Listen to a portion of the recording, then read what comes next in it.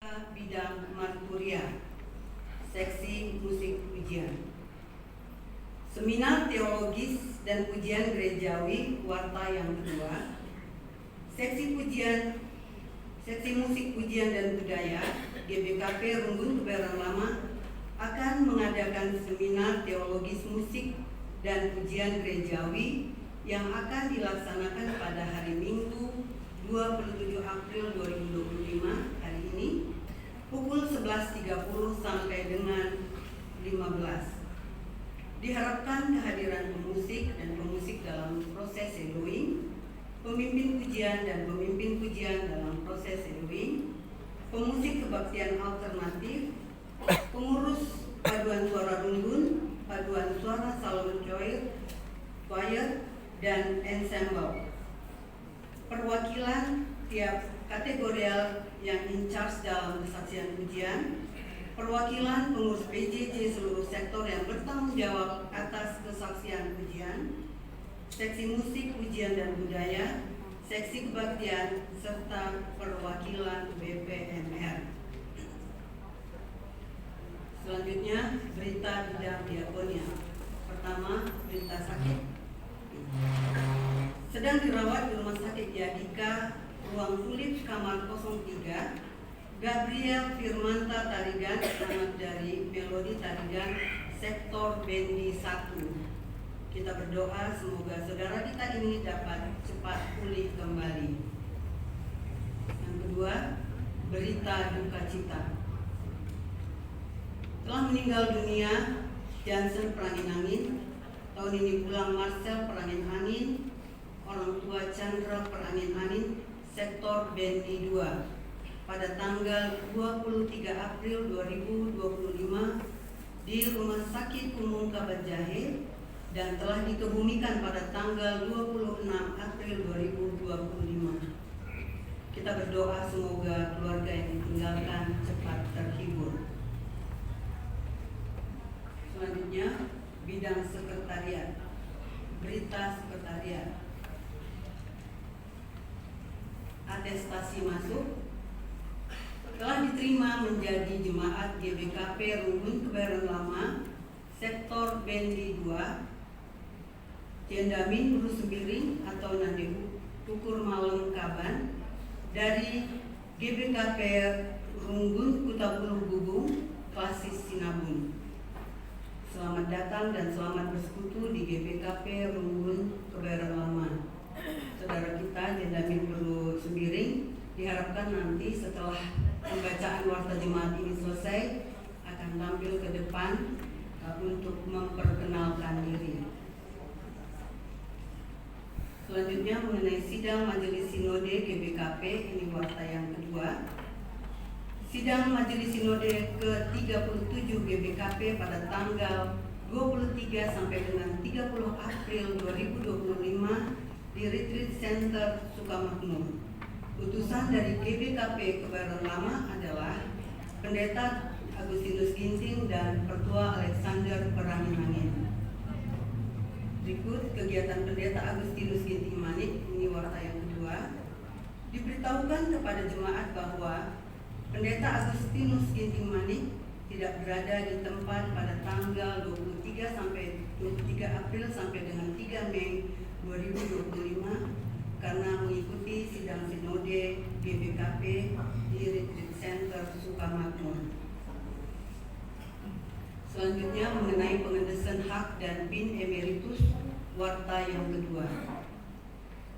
Diberitahukan kepada jemaat bahwa pengendesan hak dan PIN emeritus kepada Pertua Diaken GBKP Kebayoran Lama yang telah berhak menerima emeritus akan dilaksanakan pada Minggu 4 Mei 2025 pukul 9.30 di kebaktian yang kedua. Nama Pertua Diaken yang menerima hak dan PIN emeritus: 1. Pertua Emeritus Benar Kliat. 2. Almarhum Pertua Emeritus Dinis Kaban. 3. Pertua Emeritus Hendra Tarigan. 4. Pertua Emeritus Nelson Barus. 5. Pertua Emeritus Yohanes KS Sembiring. 6. Diaken Emeritus Nusun Ulina Berung Sinulingga, dan yang ketujuh Diaken Emeritus Riama Waklina Buci Tompul. Persiapan akan dilakukan pada hari Sabtu 3 Mei 2025 pukul 16 WIB di GBKP Runggun Kebayoran Lama. Selanjutnya mengenai keuangan dan persembahan-persembahan. Ucapan terima kasih. Majelis Runggun dan Jemaat mengucapkan terima kasih kepada saudara-saudari yang telah memberikan persembahan berupa persembahan ucapan syukur, persembahan perpuluhan, persembahan partisipasi kas Runggun, serta persembahan lainnya. Tuhan Yesus memberkati. Akhirnya, Majelis dan Jemaat GBKP Kebayoran Lama mengucapkan selamat ulang tahun kelahiran kepada 35 jemaat yang berulang tahun kelahiran antara tanggal 21 sampai dengan 27 April 2025, dan kepada 6 pasangan yang merayakan ulang tahun perkawinan di antara tanggal 21 dan 27 April ini. Tuhan Yesus memberkati. Demikian warta jemaat. Kami undang kepada saudari Jendamin Sembiring Ape Nande Ukun Malam Kaban untuk hadir ke depan. Kita kebayur lamina. Makarakam 5 anakku. Sadang beraus. Maka pagi dam kerina takam jumpa kita kerina kebayur lamina. Meriahkan korku. Gelar seda ini. Mila. Bro pelagi bere-bere dilalang. Endang dia katakan manfaat kerina. Nah, anak 5. Mama pilih nomor semuda. Endang dia anak. Menjual-jual kita kerina. Sehat kerina. Jadi nama kami sidik Biringenda, Biring Eplin, karena di Nade Eplin bro kapan? Ya Ustaz, berarti J kapan? Kak Bruce Biringenda. Tambah kami sidik bujur pun Rina. Anak-anak yang baru lahir. Sebagai anak yang baru lahir, tentunya sangat lemah dan sangat bergantung kepada orang tuanya. Demikian halnya juga kita, seperti anak yang baru lahir, lemah dan penuh pengharapan kepada Tuhan. Marilah kita mengikuti ibadah ini dengan kesadaran bahwa Allah sumber pengharapan dan hidup kita.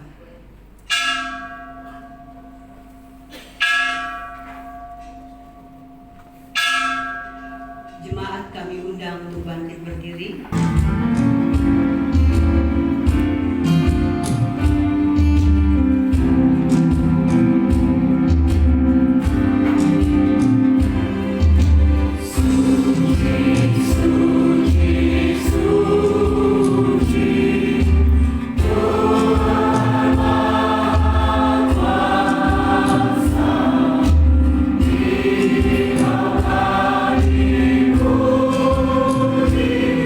Di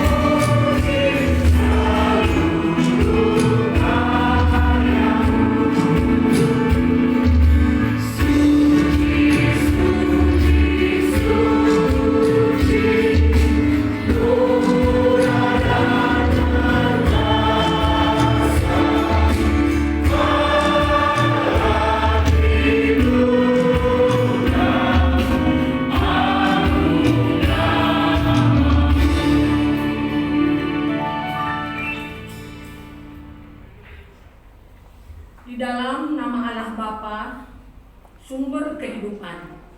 Di dalam anaknya Yesus Kristus yang memberikan hidup baru. Dan di dalam nama Roh Kudus yang menjaga kehidupan manusia. Pertolongan kita datang dari Tuhan Allah, Khalik langit dan bumi, yang menjaga keluar masuk kita dari sekarang sampai selama-lamanya. Amin.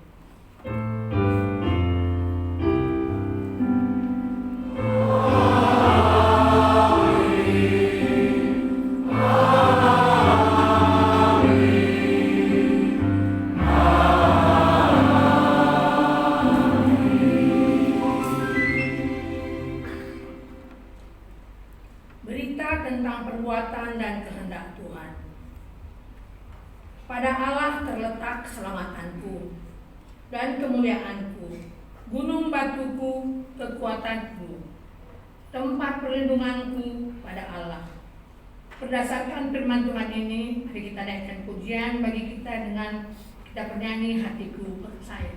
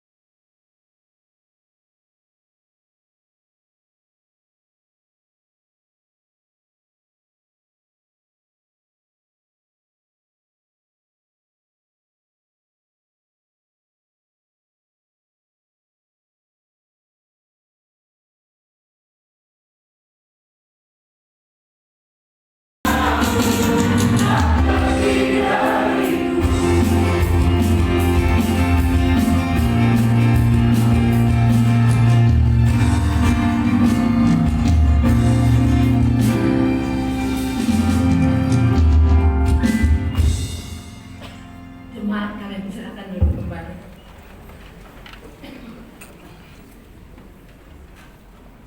Kelemahan manusia dalam melakukan firman Tuhan kita bacakan secara responsorial. Allah adalah sumber kehidupan. Dia seperti seorang ibu yang mengasuh dan membesarkan anaknya supaya menjadi dewasa di dalam menjalani kehidupan ini.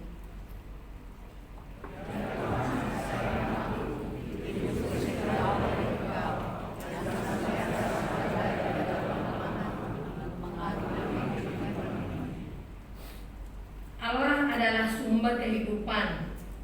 Dia adalah Bapa yang menuntun dan mengajari kita anak-anaknya di dalam kehidupan ini.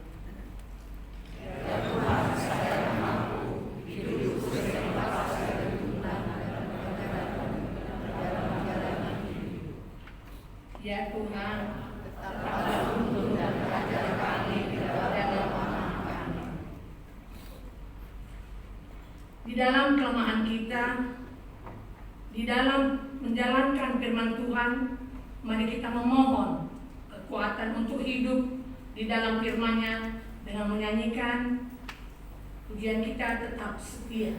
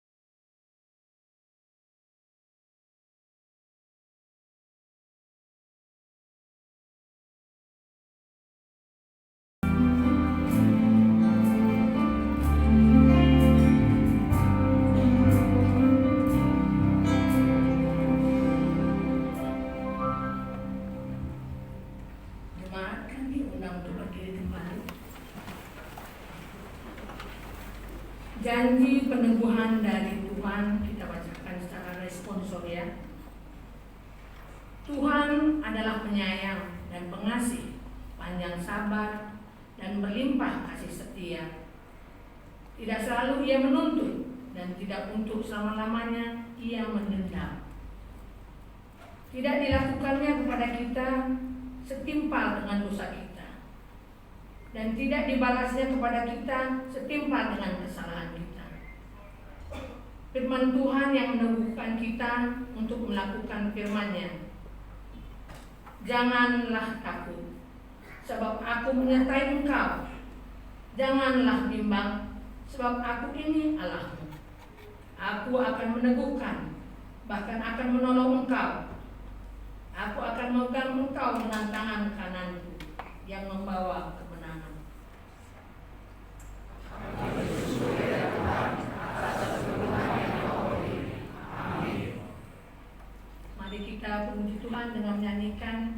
Mazmur 145.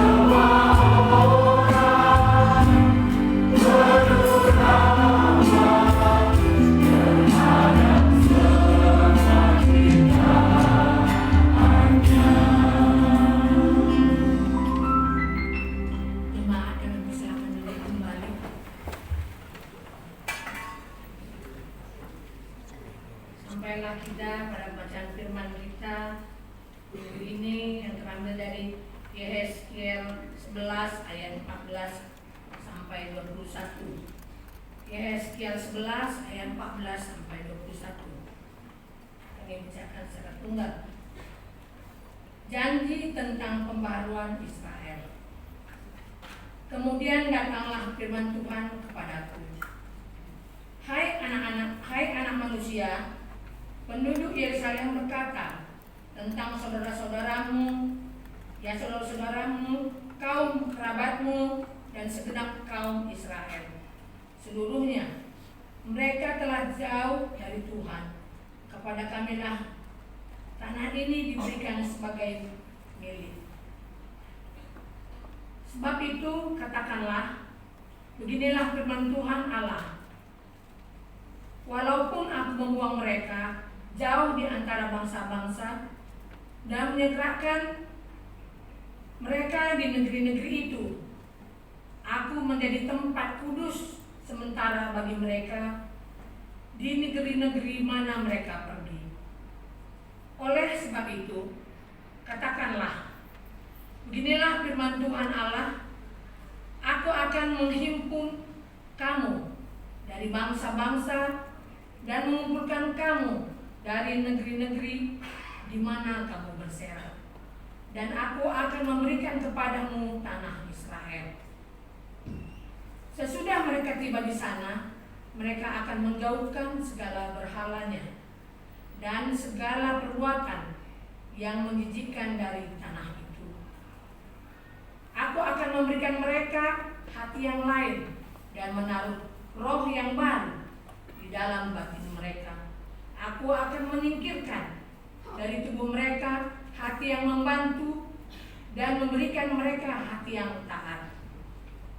Dengan demikian mereka akan hidup menurut ketetapan-ketetapanku dan berpegang pada peraturan-peraturanku serta melaksanakannya. Maka mereka akan menjadi umatku dan aku akan menjadi Allah mereka. Tetapi tentang mereka yang hatinya berpaut kepada berhala-berhala dan perbuatan-perbuatannya mereka yang menjijikkan, aku akan menimpakan tingkah laku mereka atas kepala mereka sendiri. Demikianlah firman Tuhan Allah. Berbahagialah orang yang mendengarkan firman Tuhan dan yang memelihara serta melakukannya di dalam kehidupannya sehari-hari. Haleluya.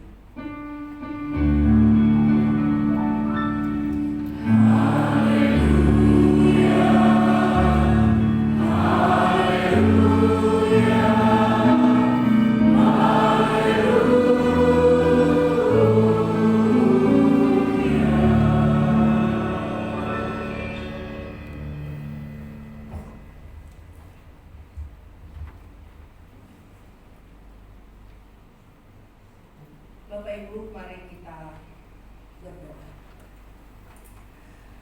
Bapa di sorga, terima kasih untuk nafas hidup, kesehatan, bahkan waktu untuk kami berkumpul bersama dalam persekutuan yang indah di rumah-Mu yang kudus ini. Saat ini kami akan membaca firman-Mu, merenungkannya dan belajar bersama-sama dari firman-Mu ini.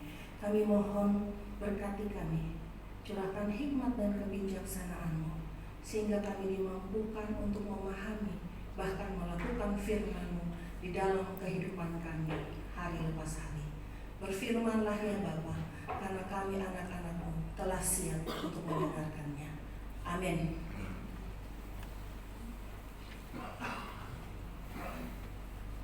Firman kita di pagi hari ini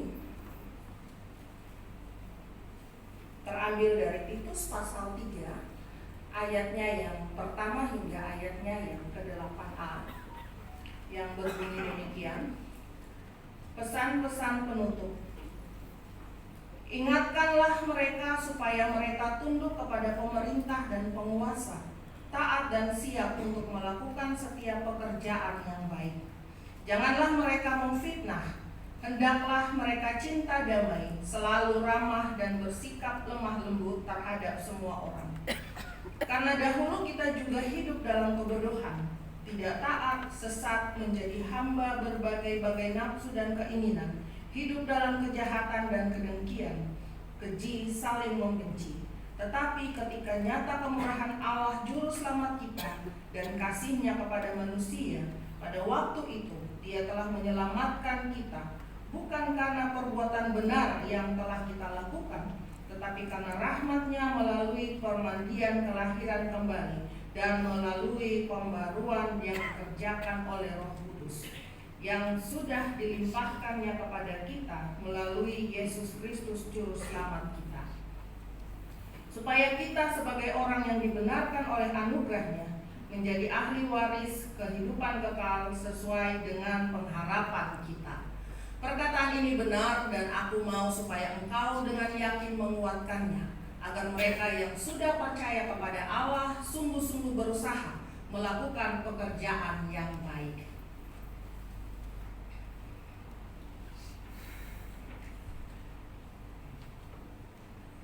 Shalom. Shalom. Selamat pagi Bapak Ibu. Selamat pagi. Saya yakin ini pertama kali kita ketemu, dan ini pertama kali juga saya ada di GBKP Kebayoran Lama. Ya. Satu-satunya wajah yang familiar tadi Pendeta Indah. Ya, dan Pak Noah yang sudah beberapa kali menghubungi saya. Baik, Bapak Ibu, khotbah yang saya siapkan ini perjalanannya cukup panjang. Dimulai dari Jakarta, disusun sampai di Tapanuli Utara, terakhir sampai di Siantar, dan kemudian ditutup ketika saya kembali ke Jakarta. Jadi ini khotbah cukup panjang perjalanannya. Ya, jadi saya harap ini juga bisa menjadi pembelajaran yang baik.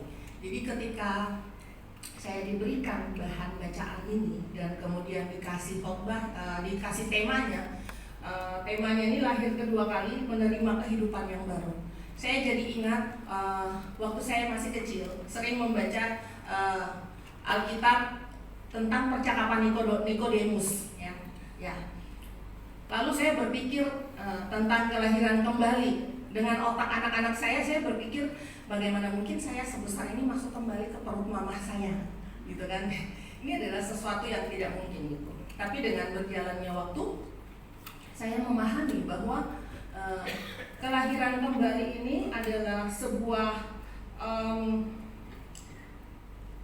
ilustrasi, ya, ilustrasi yang menggambarkan bahwa kita harus bisa menjadi seperti anak-anak ini. Dalam artian ketika anak-anak ini lahir masih polos, masih baru seperti kertas kosong, belum terkontaminasi, belum ternodai dengan dunia, dosa dan lain sebagainya. Dan kehidupan mereka ini tergantung sepenuhnya kepada orang tua, entah mau makan, mau minum, mau berjalan, belajar membaca gitu.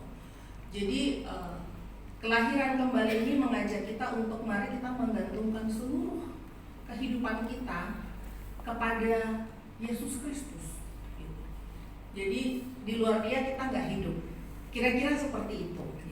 Nah, pembacaan firman kita di pagi hari ini juga memberikan kita beberapa pandangan yang baru. Sebenarnya sudah sering kita lakukan atau sudah sering kita baca, sudah sering kita pahami, tapi kita diingatkan kembali lewat pembacaan firman kita di pagi hari ini. Ya, ketika saya membaca Titus 3 ayat 1 sampai 8 ini, saya melihat ada 3 hal yang mau disampaikan oleh Paulus kepada kita pada saat ini. Yang pertama itu dalam Titus 3 ayat 1 sampai ayatnya yang ketiga. Ya. Dia bicara tentang mengingat kembali identitas kita.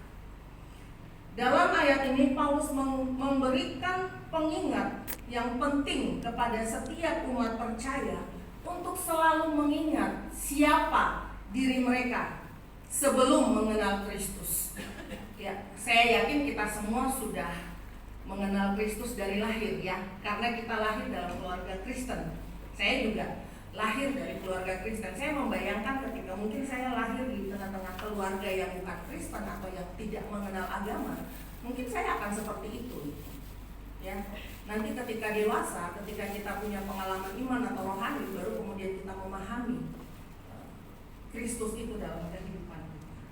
Tetapi untuk mengenal, mendengar ceritanya, saya yakin kita sudah mendengar itu sejak kita kecil. Ya.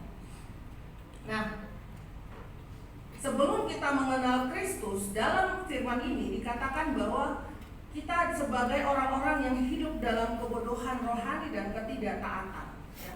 Di sini dikatakan mereka pernah terperangkap dalam dosa seperti hawa nafsu jahat, permusuhan, serta kebencian. Namun sekarang setelah menerima anugerah keselamatan melalui Yesus Kristus, identitas itu harus diubah menjadi pribadi yang tunduk. Kalau dalam firman Tuhan ini dikatakan pribadi yang tunduk pada pemerintah serta otoritas demi menjaga ketertiban sosial. Paulus menekankan pentingnya kesiapan melakukan pekerjaan baik sebagai bukti nyata perubahan hati. Selain itu, Paulus juga mengajak agar lisan kita, perkataan kita digunakan untuk membangun, bukan merugikan atau menyakiti orang lain. Sebaliknya juga kita harus ramah terhadap semua orang tanpa memandang latar belakang.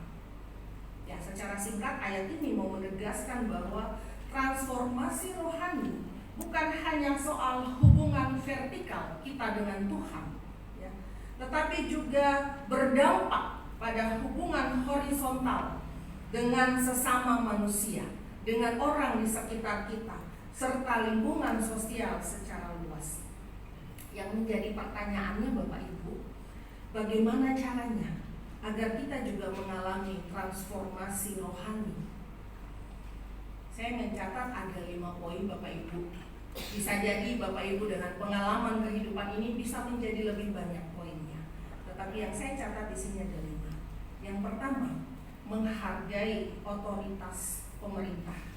Sebagai warga negara sekaligus pengikut Kristus, kita diajak untuk menghormati hukum dan aturan negara selama tidak bertentangan dengan ajaran iman. Kepatuhan ini menunjukkan kesaksian positif tentang karakter seorang Kristen di tengah masyarakat. Contoh kecilnya aja Bapak Ibu, misalnya menaati peraturan lalu lintas. Ya, tadi saya agak telat sih Bapak Ibu, jadi ada beberapa lampu merah yang kita balas. Ya, ini bukan contoh yang baik. Nah, ayat ini menegur saya juga kita semua. Hal-hal kecil yang mungkin menurut kita biasa sudah kita lakukan, tidak apa-apa, tapi sebenarnya ini bagian dari transformasi pembaharuan rohani. Ya. Ayat ini juga cukup menampar saya pagi ini. Dengan alasan takut telat, saya menerobos lampu merah. Salah, itu salah. Ya. Supaya tidak telat, bangunlah pagi-pagi. Seperti itu kira-kira ya. Nah, yang lain juga misalnya mungkin membayar pajak tepat waktu. Hal-hal yang sebenarnya kecil, sepele, tapi ini juga bagian dari transformasi rohani. Tapi ada satu pertanyaan yang mengganggu saya ketika pada poin 1 ini. Bagaimana dengan situasi misalnya negara saat ini, pemerintah saat ini, atau bahkan hashtag yang beredar luas ya, Indonesia gelap dan lain sebagainya. Bagaimana dengan itu? Ya. Sebagai warga negara, kewajiban kita menurut Alkitab adalah tunduk pada otoritas pemerintah. Ketika mereka ada pada, menurut pandangan kita sebagai warga negara, ada pada jalur yang mungkin agak melenceng sedikit, ada aturannya, ada hukum yang mengatur untuk bagaimana kita membicarakan itu. Jadi tidak anarkis dan lain sebagainya. Gitu, ya. Jadi ini yang mau disampaikan kepada kita saat ini. Sebagai umat Kristen, walaupun situasi gelap, kita harus tetap menjadi terang dalam kehidupan orang di sekitar, bahkan juga untuk kehidupan negara ini.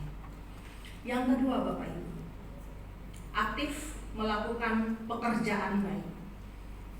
Kita dipanggil untuk tidak pasif menunggu kesempatan berbuat baik, tetapi proaktif ya, membantu sesama. Hal-hal kecil ya, baik dalam keluarga, tetangga ataupun komunitas yang lebih luas dalam persekutuan gereja. Kebaikan ini menjadi cerminan kasih Allah di dunia sehingga menarik perhatian banyak jiwa kepada Injil. Bapak Ibu, kita sering salah menilai bahwa kita berbuat baik supaya kita masuk surga istilahnya. Kita berbuat baik supaya kita dapat anugerah keselamatan. Tidak. Anugerah, namanya saja anugerah, berarti itu diberikan kepada kita secara cuma-cuma ya. Kita sudah punya anugerah itu. Apa respon kita sebagai umat percaya kepada anugerah ini? Adalah perbuatan baik ini. Kalau kita berbuat baik supaya kita masuk surga, bagaimana dengan mereka yang sementara saat ini berjuang untuk kembali kepada jalan yang benar? Mereka yang selama ini ada dalam jalan yang salah. Itu berarti pintu surga sudah tertutup buat mereka. Ya. Jadi perbuatan baik bukan untuk mendapatkan keselamatan. Keselamatan itu sudah kita dapatkan. Tetapi perbuatan baik ini sebagai respon kita terhadap anugerah keselamatan yang sudah Tuhan berikan kepada kita. Yang ketiga, Bapak Ibu, menjaga lisan agar tidak merugikan orang lain.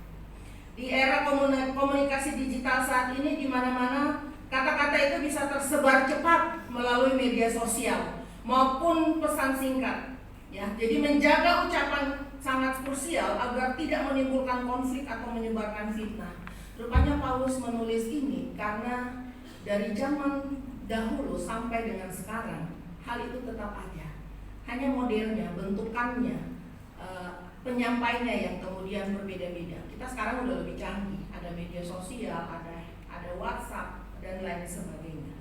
Kita diajak untuk menggunakan bahasa penuh kasih sayang, bahkan ketika berbeda pendapat sekalipun, sehingga menciptakan suasana harmonis di lingkungan sekitar. Kadang kalau udah nggak sesuai atau nggak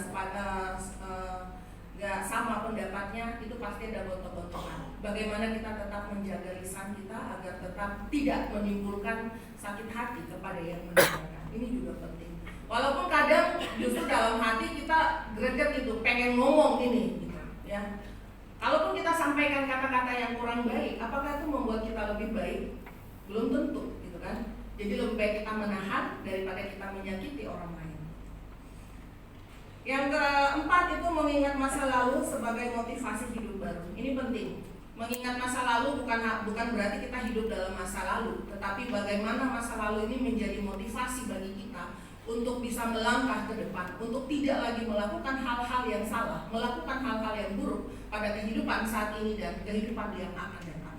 Ketika kita mengingat masa lalu, kita akan melihat bagaimana rasanya hidup pada saat itu. Bagaimana rasanya kita hidup di tengah-tengah kebencian yang tidak terselesaikan. Bagaimana kita hidup di tengah-tengah rasa iri dan dengki yang tidak pernah terselesaikan. Berat rasanya, ya. Bapak Ibu, saya pernah ada di satu situasi di mana saya tidak mampu memaafkan orang. Apa yang saya rasakan saat itu? Hidup saya berat.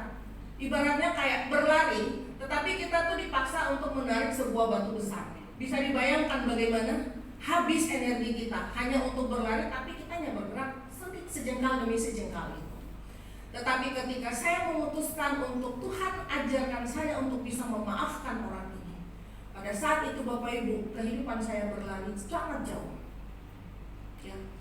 Kalau tadi disebutkan marga Uniplaita, Bapak Ibu ada yang tahu itu asalnya dari mana? Yang pasti bukan antah berantah ya. Iya, itu marga dari Maluku Tenggara. Itu pulau-pulau terluar. Saya pun belum pernah injak ke sana ya.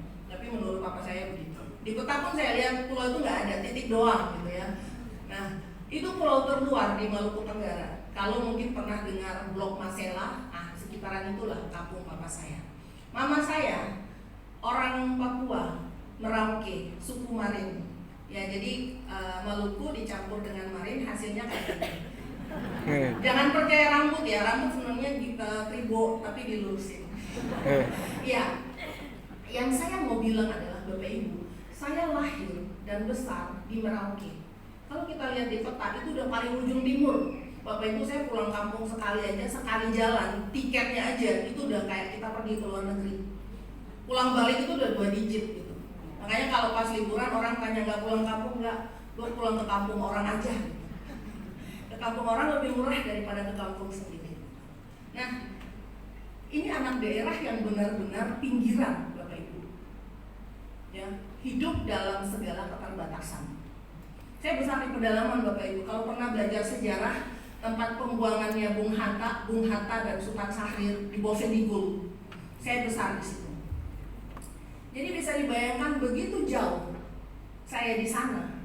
Dan hanya dalam dentikan dari 1 kali lompatan, Bapak Ibu, saya menceritakan ini bukan menunjukkan siapa saya, hebatnya saya, tidak. Tapi saya mau menunjukkan bagaimana ketika kita melepaskan seluruh kebencian, melepaskan seluruh hal yang memberatkan kehidupan kita, Tuhan akan membawa kita jauh melampaui apa yang kita pikirkan. Bapak Ibu, saya 2020 saya pindah ke Jakarta. Saya kerja di sekretariat kabinet sebagai asisten salah satu staf khusus Pak Jokowi pada waktu itu. Mustahil ya Bapak Ibu, sangat mustahil. Teman-teman saya sampai berpikir, kamu kok bisa sampai di sana? Saya juga bingung gitu. Tapi kalau kita berpikir secara mata iman, gak ada yang perlu dibingungkan. Itu lompatan yang sangat jauh Bapak Ibu ya. Setelah dari situ baru kemudian saya masuk ke PGI. Kalau dilihat perjalanannya, itu mungkin butuh sekitar puluhan tahun, bukan puluhan juga sih, belasan tahun ya, untuk bisa menapaki itu sampai ke situ.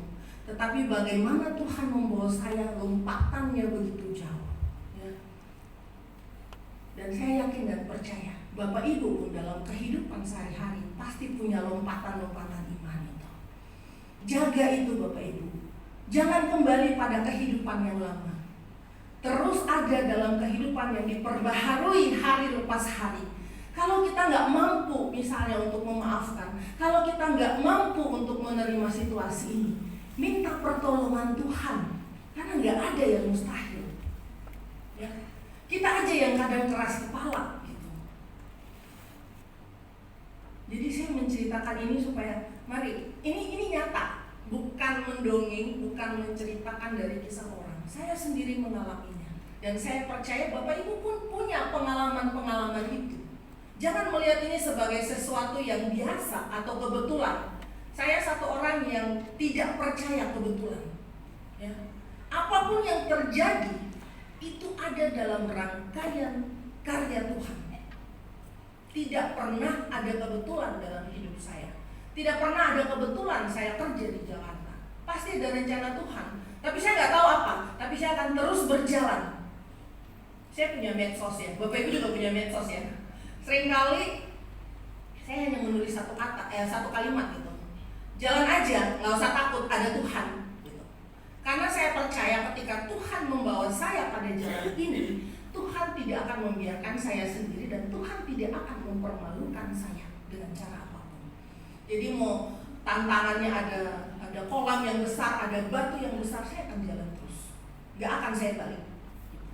Ya, ini agak melenceng sedikit Bapak Ibu. Tapi ini adalah pengalaman yang saya bisa bagikan kepada Bapak Ibu dan saya percaya Bapak Ibu pun juga punya pengalaman-pengalaman yang jauh lebih menarik dan memberkati. Poin yang kelima Bapak Ibu, menjadi teladan kasih bagi semua orang. Ini terkadang masih susah kita lakukan. Tetapi itu tadi, kalau kita minta pertolongan Tuhan, minta pertolongan Roh Kudus, kita mampu melakukan itu. Sangat mudah, sangat sepele sebenarnya ya. Ramah kepada semua kalangan tanpa mendiskriminasi. Karena kita hanya baik pada orang-orang di sekitar, baik pada orang-orang yang kita kenal, baik pada orang-orang yang hanya seagama dengan kita atau sesuku dengan kita. Yang lain nanti dululah gitu. Ya. Jadi ini adalah realita yang kita ketemu di setiap hari dalam kehidupan kita. Mari bagaimana kita memperbaharui diri kita setiap hari. Ya. Ini masih ada 2 lembar lagi, 5 lembar. Ya, jangan Bapak Ibu. Baik.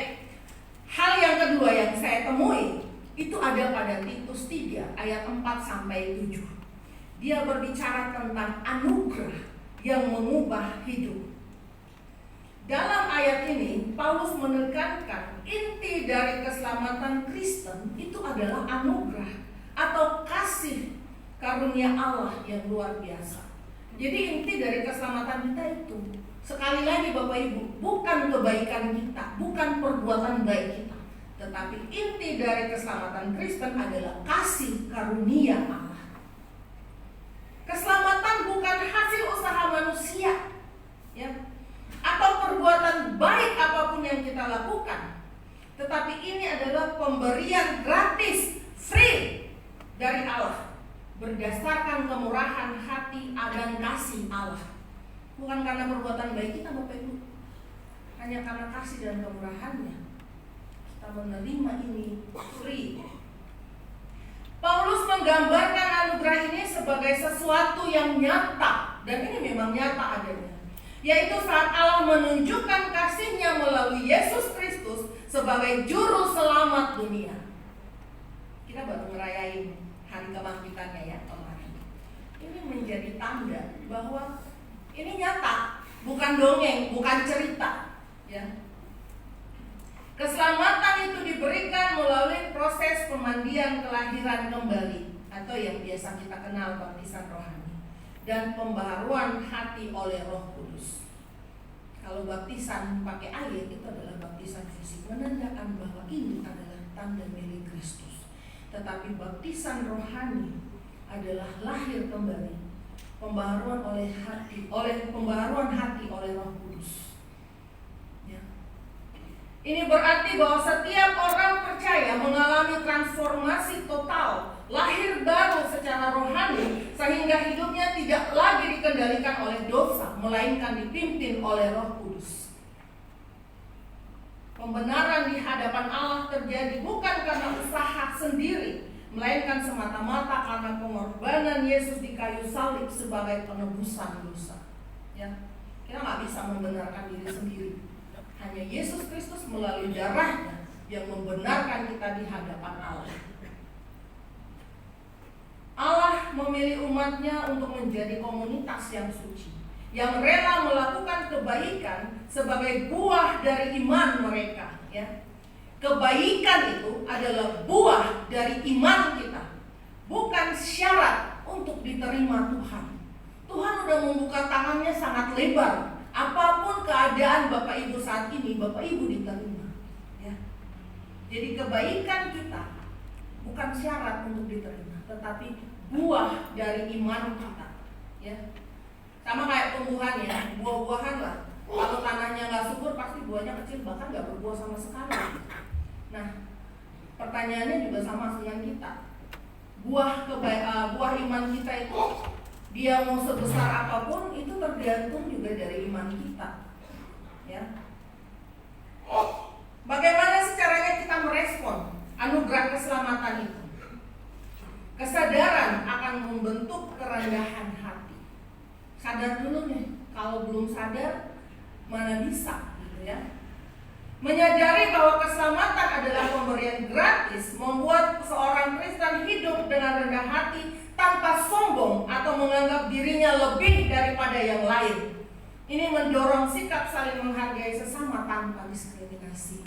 Bapak Ibu, jangan-jangan mentang-mentang saya pakai toga berarti saya lebih hebat dari Bapak Ibu. Tidak, ya. Keselamatan itu gratis. Bukan karena saya pakai toga, saya paling depan di barisan gitu kan. Keselamatan, jalur keselamatan ini saya paling depan gitu. Enggak. Ya. Ini yang harusnya kita sadari, sehingga menimbulkan rendah hati, bukan rendah diri, tapi rendah hati seorang terhadap yang lain. Hidup baru berbasis transformasi rohani. Kelahiran baru berarti perubahan pola pikir dan perubahan perilaku sehari-hari, meninggalkan kebiasaan lama yang berdosa, serta mulai menjalani hidup sesuai tuntunan Roh Kudus, seperti jujur, sabar, penuh kasih sayang, serta pengampunan terhadap sesama. Kedengarannya simpel, tapi pelaksanaannya agak susah. Tadi sebenarnya saya nggak mau ngaku, saya bangun telat gitu ya. Cuma saya pikir-pikir, ya kalau saya nggak mulai dari diri saya, gimana saya mau ngomong kepada orang lain gitu ya. Saya selalu mengingat, jangan pernah menunjuk orang, karena ketika satu jari ke orang, ini 3 jari lagi ngadep ke kita gitu. Kamu udah benar belum? Gitu ya. Jadi kadang saya nggak nunjuk orang yang sana gitu. Ya. Karena kalau gini kayaknya kasar banget gitu ya. Dan ini menjadi kasar juga, tamparan buat diri kita. Kamu udah benar belum? Gitu. Ya. Hal-hal yang sebenarnya ringan, sepele, tapi pelaksanaannya butuh kedewasaan. Kedewasaan diri maupun kedewasaan iman. Motivasi untuk melakukan perbuatan baik. Ini juga sangat kita perlukan. Karena sudah ditebus secara cuma-cuma oleh darah Kristus, maka melakukan kebaikan bukan demi mendapatkan pahala, tetapi sebagai ungkapan syukur atas anugerah tersebut, sekaligus kesaksian iman kepada dunia sekitar. Ya, sekali lagi, perbuatan baik bukan untuk mendapatkan pahala, bukan untuk mendapatkan keselamatan, tetapi sebagai ungkapan syukur, juga kesaksian iman kita kepada orang lain. Misalnya membantu mereka yang membutuhkan tanpa pamrih, menjaga integritas kerja meskipun tidak diawasi. Ini yang agak sulit Bapak Ibu ya. Saya sering melihat di tempat-tempat kerja, kalau pas lagi bosnya nggak ada atau belum jam istirahat, udah istirahat duluan gitu. Ya, istirahatnya 1 jam bisa 2 jam, 3 jam gitu. Nah, gimana integritas kita sebagai orang Kristen di tempat kerja? Gimana kita mau bicara tentang kasih karunia, bicara tentang keselamatan, kalau kita sendiri integritasnya itu belum baik gitu ya. Satu hal yang kadang agak mengganggu saya Bapak Ibu, ini mungkin cuma saya doang yang terganggu ya Bapak Ibu. Sering kali saya melihat pemberian bantuan dan sebagainya.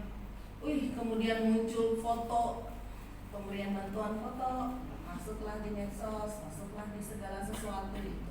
Ini kadang mengganggu saya gitu Bapak Ibu. Ketika kita mau memberikan sesuatu, melakukan kebaikan, tangan kanan memberi, tangan kiri nggak perlu tahu gitu kan. Ya kecuali kalau itu adalah hasil rembukan banyak orang dan harus dipertanggungjawabkan. Ya. Tapi kalau cuma kita sendiri, akan lebih baik ketika tangan kanan memberi, tangan kiri nggak perlu tahu. Hanya urusan kita dengan Tuhan. Ya. Dan dengan demikian, biarkan orang lain yang akan menilai. Karena hidup kita ini adalah Alkitab yang terbuka. Orang akan melihat kasih Kristus, orang akan melihat karunia-karunia Kristus itu dari perbuatan-perbuatan kita. Kalau kita sendiri memegahkan diri, nanti di mana tempatnya Tuhan untuk dimegahkan dalam hidup kita? Ya. Baik Bapak Ibu, ini yang terakhir. Bagian ketiga dari pembacaan kita, Titus 3 ayat 8a. Kehidupan yang baru dan tanggung jawab kita. Dalam ayat ini Paulus menegaskan sebuah prinsip penting bagi setiap orang percaya, bahwa setelah menerima keselamatan dari anugerah Allah, melalui anugerah Allah, kita dipanggil untuk hidup dengan tekad kuat melakukan pekerjaan baik. Ya, pertanyaannya tekad itu udah kuat belum? Ya, ini bukan sekedar ajakan biasa Bapak Ibu, melainkan pernyataan yang dapat dipercaya dan layak diterima sepenuhnya sebagai bagian dari identitas baru seorang Kristen. Kehidupan baru dalam Kristus membawa perubahan nyata, bukan hanya di hati, tapi juga dalam tindakan sehari-hari. Sebagaimana kasih Kristus, karunia Kristus itu nyata, tindakan kita juga harus nyata gitu Bapak Ibu. Gak bisa kita hanya menghayal-hayal aja gitu, tapi harus nyata dalam tindakan kita sehari-hari. Orang percaya tidak lagi hidup untuk dirinya sendiri atau mengikuti keinginan lama yang penuh dosa, melainkan terdorong oleh kasih karunia Tuhan untuk menghasilkan buah kebaikan.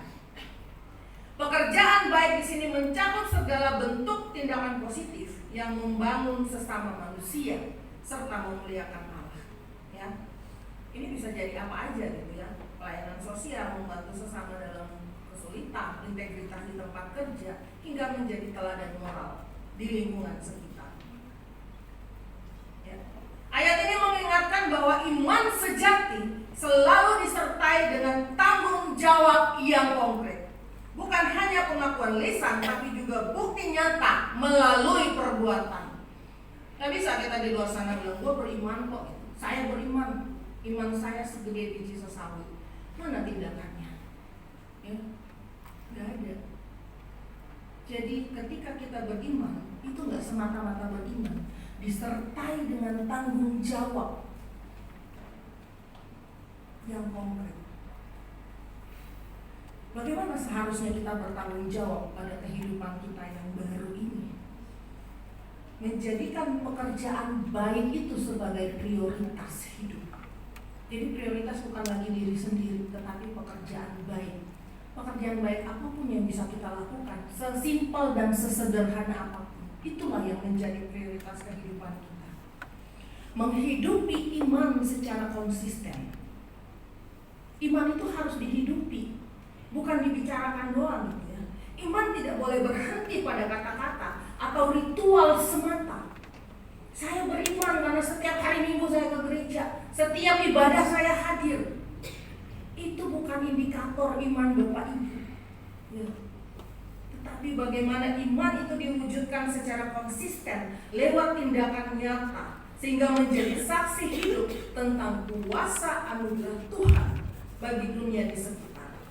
Orang Kristen dipanggil menjadi terang dunia dengan cara memperlihatkan kasih melalui perilaku yang jujur, rendah hati, serta peduli terhadap kebutuhan orang lain tanpa memandang status juga latar belakang sosial. Bagaimana Bapak Ibu bisa bilang bahwa saya beriman? Bagaimana saya sendiri bisa bilang saya beriman kalau dalam kehidupan saya tidak jujur? Ya. Kalau dalam kehidupan saya membantu orang pun saya nggak pernah. Gitu. Hal yang simpel, iman harus dihidupi. Bagaimana kita membangun karakter melalui perbuatan baik? Melakukan pekerjaan baik secara terus-menerus itu akan membentuk karakter pribadi kita semakin serupa dengan Kristus. Penuh kasih sayang, sabar, dan lain-lain. Bapak Ibu, terkadang dalam pekerjaan kita tuh banyak stres. Ada nggak sih yang stres dengan pekerjaannya? Nggak ada ya? Puji Tuhan. Kalau saya stres tiap hari Bapak Ibu.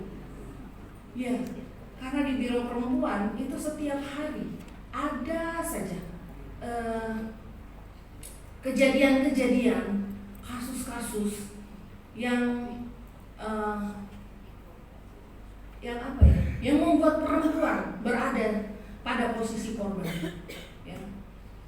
Sehari, 2 hari kemarin saya dihubungi sama seorang paralegal yang kami latih di Papua. Lagi mau mendampingi seorang perempuan dalam kasusnya. Jadi dia disekap, terus dibuatkan foto nggak senonoh dan kemudian dikirim kepada orang tuanya. Ya. Banyak dan masih banyak lagi kasus-kasus seperti itu. Itu buat stres ya Bapak Ibu. Ya. Tetapi bagaimana dalam stres sehari-hari itu kita masih bisa berdiri, tersenyum dan melakukan sebuah kebaikan, ya. Apalagi dalam situasi yang misalnya dalam rapat atau apapun yang tidak sependapat, tapi kita masih harus mengeluarkan kata-kata yang baik. Itu sulit Bapak Ibu. Dan itu saya berjuang setiap hari, ya, mengendalikan emosi dan tetap menjalankan ini, ya. Dan saya percaya ini adalah realita yang kita alami. Bagaimana kita bisa mengendalikan agar keduanya bisa berjalan sejajar dan seimbang? Mengandalkan diri sendiri nggak bisa, tetap tidak bisa Bapak Ibu. Berdoa, minta petunjuk, minta kuasa, minta kekuatan Tuhan. Itu yang saya alami Bapak Ibu. Jadi memang membangun karakter baik itu susah, karena iblis memakai celah-celah ini untuk menjatuhkan kita. Jadi jangan kasih celah. Gimana? Celahnya ditutupi dengan doa-doa dan doa. Gitu. Karena saya percaya orang Kristen itu nafasnya itu bukan hanya sekedar udara, tapi nafasnya itu adalah doa. Ya. Sama ketika udara kita berhenti bernafas, tubuh kita mati. Gitu. Nah, kehidupan rohani kita ketika kita berhenti berdoa itu pun mati. Karena kehidupan rohani kita, napasnya itu doa. Jadi jangan berhenti berdoa setiap saat. Ya. Yang terakhir, menjadi teladan bagi generasi muda. Dengan tekad kuat melakukan kebaikan setiap hari, maka setiap umat Kristen turut menciptakan contoh positif bagi generasi muda. Ya. Saya nggak dibilang generasi agak-agak ini juga ya. Tetapi ketika saya masih muda, beberapa waktu yang lalu saya pun bukan mencari-cari, tetapi saya melihat orang yang kemudian bisa menjadi contoh buat saya, ya. Orang yang bisa menjadi teladan buat saya. Celakanya Bapak Ibu, ketika saya melihat sosok ini adalah sosok yang luar biasa, tapi ketika begitu saya tahu lebih dekat, wah, itu membuat saya juga hancur, dan saya sempat ada dalam posisi di mana nggak ada orang yang bisa gue jadiin teladan gitu. Ya. Memang sebagai orang Kristen, satu-satunya yang perlu kita teladani adalah Yesus Kristus. Tetapi terkadang orang muda butuh role model. Ya. Jadi bagaimana saat ini kita berdiri untuk mereka, untuk menjadi teladan yang baik di depan ataupun di belakang. Ya. Karena ketika mereka melihat di depan dan di belakang itu berbeda, itu akan menghancurkan pandangan besar mereka terhadap sosok. Dan itu akan berpengaruh pada pandangan mereka untuk semua orang. Ya, penting sekali kita menjaga ini. Bapak Ibu, Titus 3 ayat 1-8a menegaskan bahwa melalui anugerah Allah kita dipanggil untuk hidup baru yang penuh ketaatan, melakukan pekerjaan baik dan menjaga lisan untuk membangun sesama. 3 hal ini doang Bapak Ibu. Keselamatan bukan hasil usaha manusia, melainkan pemberian rahmat Allah yang mengubah hati dan perilaku kita secara total. Ya, hal ini juga sejalan dengan janji pemulihan dalam bagian firman yang kita baca sebelumnya, Yesaya 11 ayat 14-21 tadi. Di mana Allah berjanji akan mengumpulkan umatnya kembali dari pembuangan, memberikan hati baru serta roh baru bagi mereka dapat hidup sesuai kehendak. Janji ini menegaskan transformasi rohani yang mendalam dari kehidupan lama penuh dosa menjadi kehidupan baru yang taat dan berbuah kebaikan. Dengan demikian, panggilan Paulus kepada umat percaya untuk menjalani hidup suci adalah wujud nyata dari janji Allah akan pemulihan dan pembaruan hati. Kita tidak hanya diselamatkan, tetapi kita juga dipanggil menjadi saksi Tuhan melalui perubahan hidup sehari-hari. Itu Bapak Ibu. Kita nggak hanya diberikan keselamatan, tapi kita punya tanggung jawab untuk menjadi saksi di tengah kehidupan kita sehari-hari. Apa yang bisa kita pelajari dari firman di pagi hari ini? Bapak Ibu, setiap kali pemberitaan selalu akan saya akhiri dengan itu. Apa yang bisa kita pelajari? Karena ketika saya duduk di bangku jemaat, saya ingin ada sesuatu yang bisa saya bawa pulang gitu ya. Semoga ini pun bisa menjadi sesuatu yang bisa Bapak Ibu bawa pulang dari sekian banyak panjang lebar yang saya bicarakan tadi. Yang pertama, dari Titus 3 ayat 1-3 kita belajar untuk selalu ingat identitas lama penuh dosa, tapi sekaligus kita mengingat panggilan baru menjalani hidup taat pada otoritas duniawi, sambil terus aktif berbuat baik, serta menjaga perkataan demi menciptakan harmoni sosial. Sebagai wujud nyata dari transformasi rohani sejati dalam kehidupan sehari-hari. Mengingat kehidupan lama kita, tetapi sekaligus mengingat panggilan baru menjalani hidup taat pada otoritas duniawi sambil aktif berbuat baik. Kedua, Titus 3 ayat 4-7. Dari ayat ini kita belajar bahwa keselamatan adalah hadiah yang tidak ternilai dari Allah berdasarkan rahmat-Nya melalui kasih dan karya Yesus Kristus dan pembaruan Roh Kudus dalam hidup manusia. Sebuah panggilan untuk menjalani kehidupan baru penuh kerendahan hati serta motivasi kuat melakukan kebaikan demi kemuliaan nama Tuhan. Bukan untuk menepuk dada, tapi kebaikan itu demi kemuliaan nama Tuhan. Dan dari Titus 3 ayat 8a kita belajar bahwa kehidupan baru dalam Kristus harus diwujudkan lewat tekad kuat. Bertekad aja tidak cukup Bapak Ibu, harus tekad kuat melakukan pekerjaan baik sebagai wujud iman sejati. Ini adalah sebuah panggilan konkret agar setiap orang percaya, yaitu Bapak Ibu juga saya, kita menjadi agen perubahan positif di tengah kehidupan masyarakat melalui tindakan yang nyata, penuh kasih. Tuhan Yesus menolong kita melaksanakan firman-Nya dalam kehidupan kita setiap hari. Amin.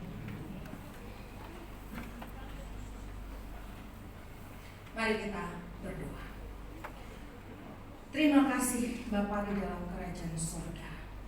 Kami sudah belajar bersama dari firman-Mu. Untuk itu kami mohon kekuatan, hikmat, kebijaksanaan daripadamu untuk melakukan firman-Mu ini dalam kehidupan kami setiap hari. Karena sebagai manusia biasa kami lemah, tetapi dengan kekuatan dan pertolongan Tuhan juga melalui tuntunan Roh Kudus, kami mampu melakukan yang terbaik, melakukan perbuatan-perbuatan baik dalam hidup kami, sehingga hidup kami menjadi berdampak bagi sesama dan menjadi firman yang terbuka, agar setiap orang mengenal kasih Kristus lewat setiap perbuatan kami. Tuhan Yesus, tolong kami dalam seluruh kehidupan kami melaksanakan firman-Mu. Haleluya. Amin. Saya menjemput Bapak Ibu bangkit berdiri.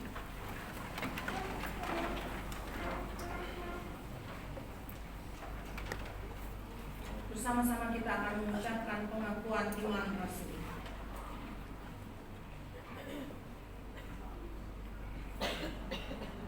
Aku percaya kepada Allah, Bapa yang Maha Kuasa, Bapa langit dan bumi, dan kepada Yesus Kristus, Anaknya yang dibawa yang dipandang daripada Roh Kudus, lahir dari Maria, yang menderita di bawah pemerintahan Pontius Pilatus, disalibkan, mati dari kuburan, turun dalam kerajaan maut, pada hari yang ketiga bangkit dari orang, naik ke surga, duduk sebelah kanan Allah, Bapa yang Maha Kuasa.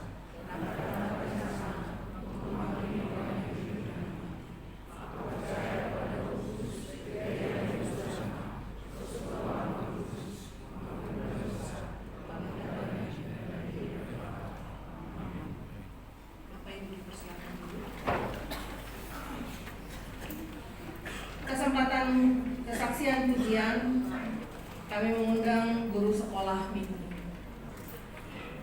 hidup kita hari ini, Bapak Ibu ya. Amin. Ya, dalam sukacita ini juga Bapak Ibu terkasih, kita diberikan kesempatan untuk memberikan ungkapan syukur kita kepada Tuhan atas berkat dan anugerah yang telah kita terima. Firman Tuhan yang menjadi dasar bagi kita untuk memberikan ucapan syukur. Karena itu saudara-saudara, demi kemurahan hati, demi kemurahan Allah, aku menasihatkan kamu supaya kamu mempersembahkan tubuhmu sebagai persembahan yang hidup, yang kudus, dan yang berkenan kepada Allah. Itu adalah ibadahmu yang sejati.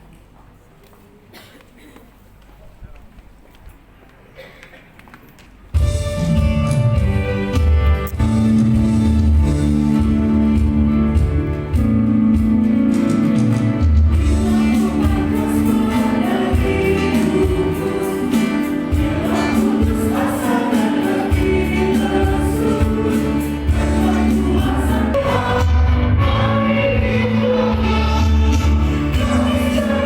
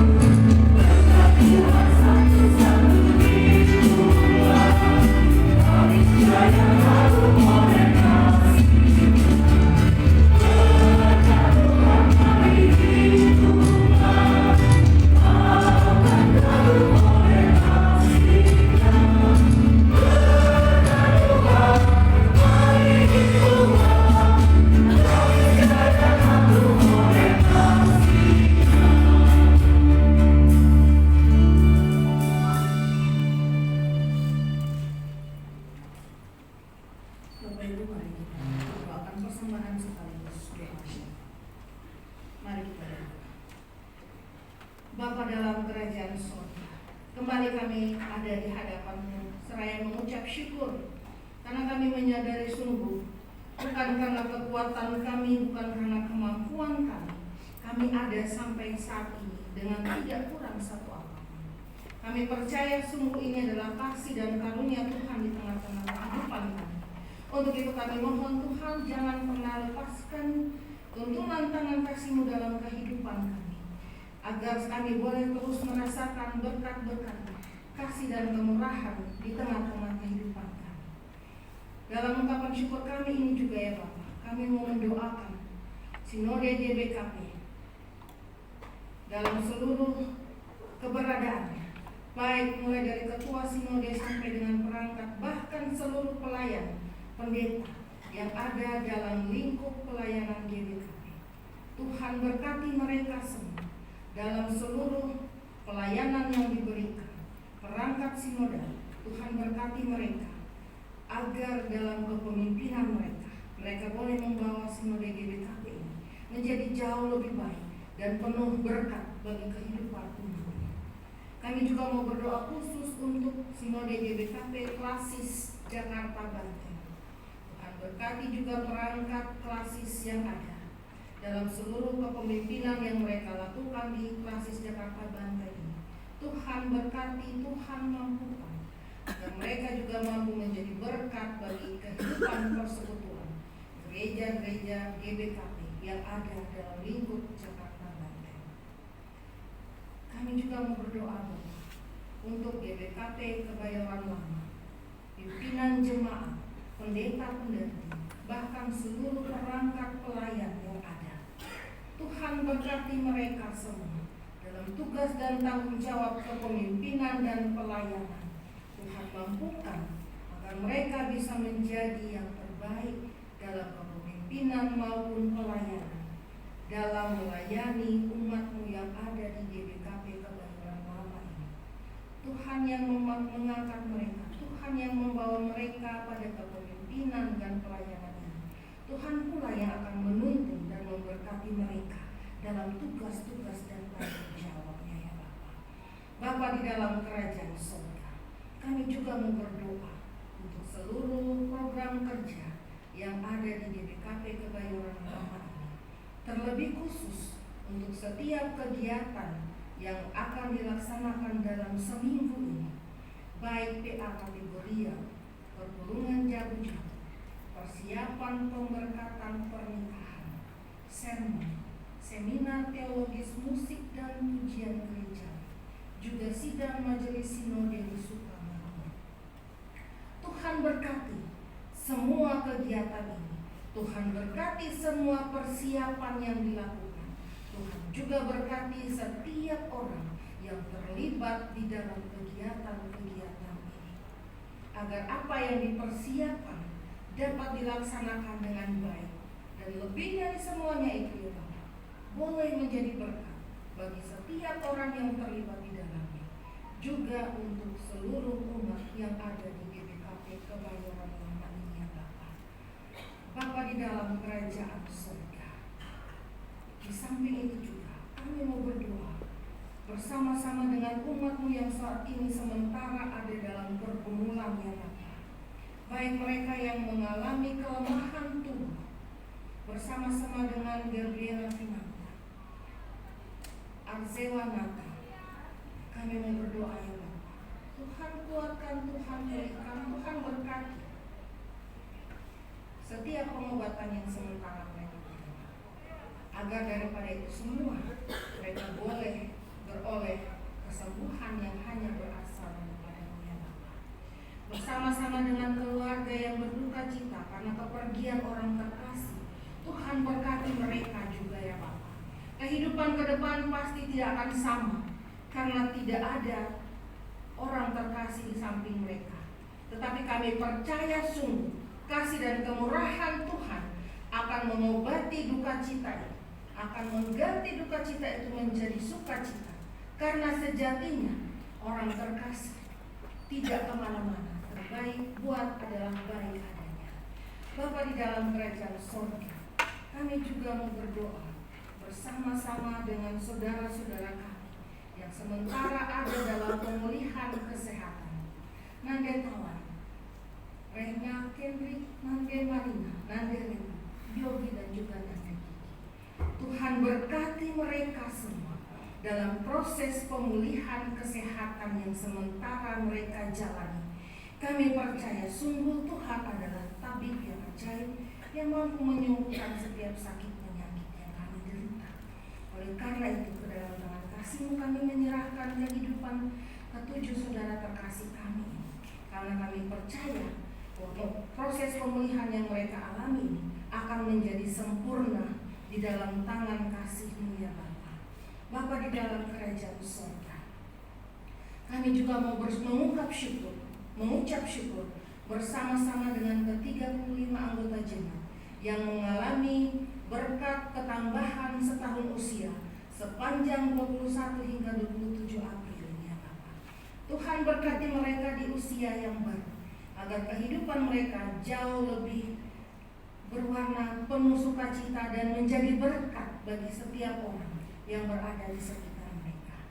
Kami juga mau berdoa, mengucap syukur bersama-sama dengan ke-6 pasangan yang mengucap syukur atas ketambahan setahun usia perkawinan sepanjang 21 hingga 27 April ini. Membangun perkawinan bukanlah sesuatu yang mudah, tetapi ketika keluarga-keluarga ini boleh melaluinya dan mengalami ketambahan satu usia perkawinan, kami percaya ada campur tangan Tuhan di dalamnya. Tuhan berkati keluarga ini, Tuhan berkati suami, istri, bahkan anak-anak, agar dalam membangun keluarga Kristen mereka ada dalam kasih dan kemurahan-Mu, ada dalam berkat-berkat perlindungan-Mu, sehingga mereka terus menghitung usia perkawinan ini dalam rencana dan kasih sayang-Mu sendiri. Bapa di dalam kerajaan surga, kami juga mau berdoa untuk pemerintah, bangsa dan negara kami. Tuhan berkati agar dalam pemerintahan mereka boleh memberikan yang terbaik. Sekalipun saat ini kondisi situasi bangsa dan negara ini tidak sedang baik-baik saja, tetapi kami percaya tuntunan tangan kasih Tuhan akan membawa bangsa ini keluar dari situasi ini. Bapa di dalam kerajaan surga, kami berdoa juga untuk persembahan yang kami kumpulkan ini ya Bapa. Ini adalah ungkapan syukur kami dari kehidupan kami atas apa yang Tuhan berikan dalam hidup ini. Walaupun yang kami berikan, kami percaya masih jauh dari apa yang Tuhan berikan dalam kehidupan kami. Tetapi Tuhan melihat setiap ketulusan hati kami dalam memberikan persembahan ini. Oleh karena itu ya Bapa, biarlah Kau memberkati persembahan-persembahan yang kami berikan ini, ungkapan-ungkapan syukur kami ini, agar apa yang kami berikan ini juga bisa dipergunakan untuk pelayanan dan menjadi berkat bagi setiap umat-Mu ya Bapa. Dan itu pun akan menjadi berkat dalam kehidupan kami sendiri.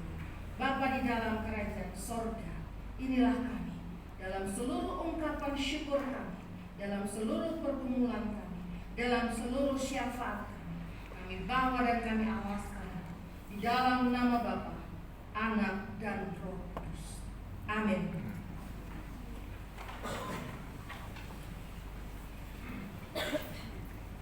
Saya menyebut Bapak Ibu bagi berdiri.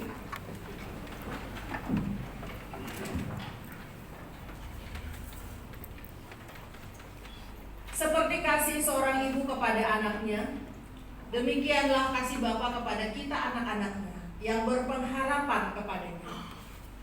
Terima kasih Tuhan.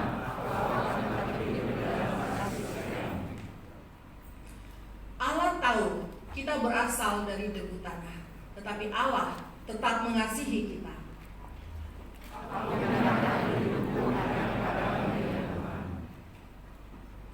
Allah tetap mengasihi orang yang berserah kepadanya, kebaikannya sampai selama-lamanya. Amin. Untuk lebih meneguhkan tekad kita bernyanyi dari NKB 370 baitnya yang pertama hingga baitnya yang ketiga.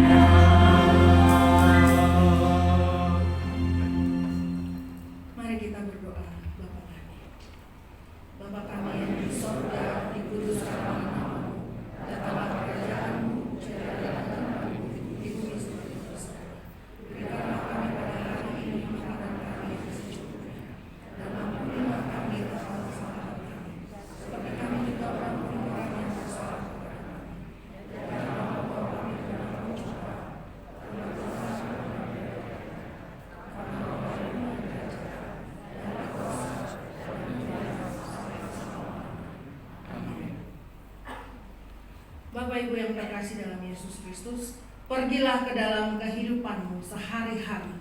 Tetaplah berserah kepada Tuhan yang menjadi sumber kekuatanmu, dan terimalah berkat yang datang daripada Tuhan. Tuhan memberkati engkau dan melindungi engkau. Tuhan menyinari engkau dengan wajah-Nya dan memberi engkau kasih karunia. Tuhan menghadapkan wajah-Nya kepadamu dan memberi engkau damai sejahtera. Amin.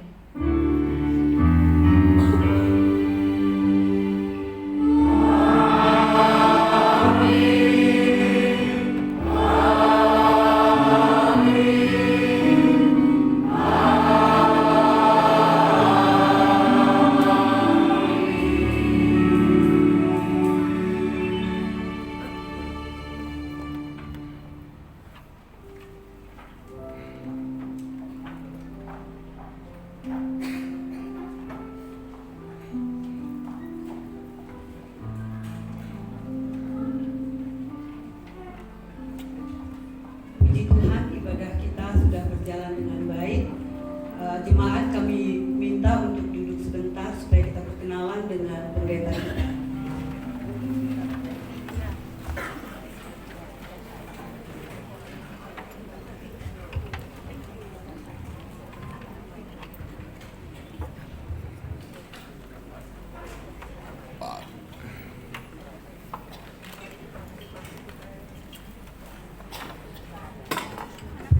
Baik, selamat siang Bapak Ibu. Masih ada yang sudah lapar, ngantuk mungkin, sebentar aja. Ya, sudah baca di liturgi itu, nama saya Sonia, Pendeta Sonia Marice Uniplaita.